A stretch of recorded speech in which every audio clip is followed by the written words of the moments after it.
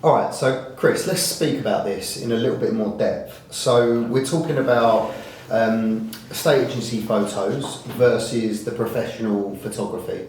I've actually got an example that I can put up on the screen right there. So if you have a look at that and just tell me the differences, like in terms of the lighting. I mean, I wouldn't say the estate agent shot is that bad. No. But there's clear differences in the quality there. Yeah, I was about to say exactly the same. Is that is a typical shot that you will see from an estate agent. Standing in what they perceive is going to be the corner of the room, they want to make the room feel big, they turn the lights on because they want the room to feel nice and bright, and that is the quality of the equipment that the estate agent has. That's a typical shot that you will see.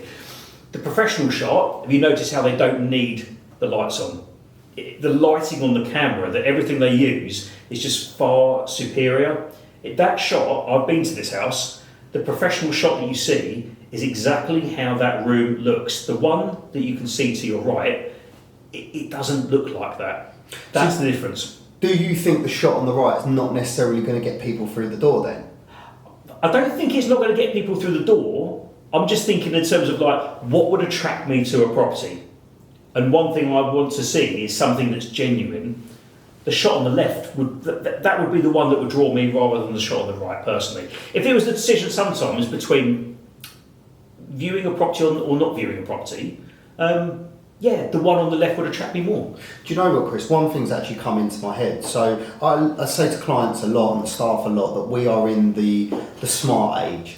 You know, people are sitting there, they're watching Netflix, they're sitting there on their phone is an extension of them.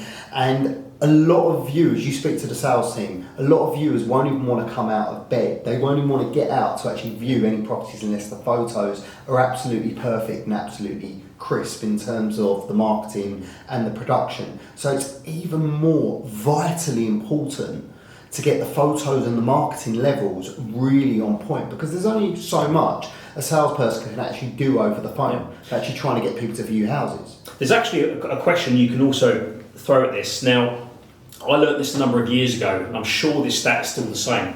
So if you're a buyer and you're scrolling through Rightmove looking at properties, do you know what the time span is of a property that you've got to click on that? What do you think a buyer would give that before they clicked on it?